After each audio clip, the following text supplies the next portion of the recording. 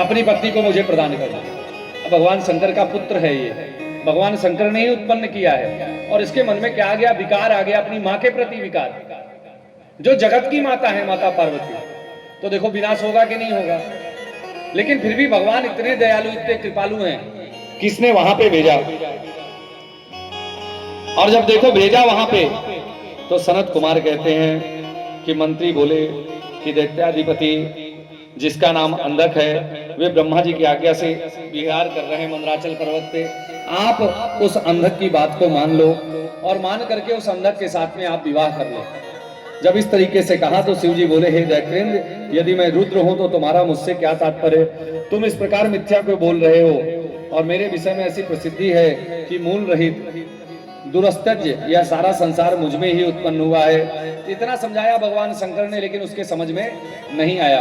भगवान शंकर ने कहा कि जाकर के अपने जो है दैत्येंद्र को समझाओ कि वो इस तरीके का काम मत करे, ये कार्य सर्वथा अनुचित है। नहीं समझ में आया।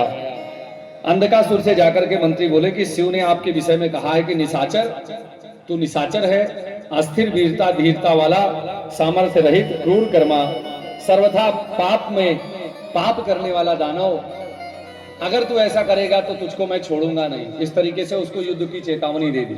अब देखो, जब युद्ध की चेतावनी दे दी तो भगवान शंकर से युद्ध करने के लिए अंधकासुर आया।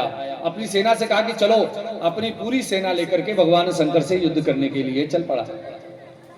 अब देखो, भगवान शंकर की सेना में कार्तिकेय, गणेश, नंदी, भृंगी, सिंगी, वीरभद्र, काली, सबको लेकर के भगवान शंकर चले। और पहले भगवान शंकर ने युद्ध नहीं किया, पहले भगवान शंकर के इन गणों ने युद्ध करना प्रारंभ किया। इस दुष्ट के साथ में, इस दुष्ट की सेना के साथ में युद्ध प्रारंभ हुआ। बोलो शंकर भगवान की। बड़ा भयानक युद्ध हुआ। हजारों नेत्रों वाले युद्ध में निश्चय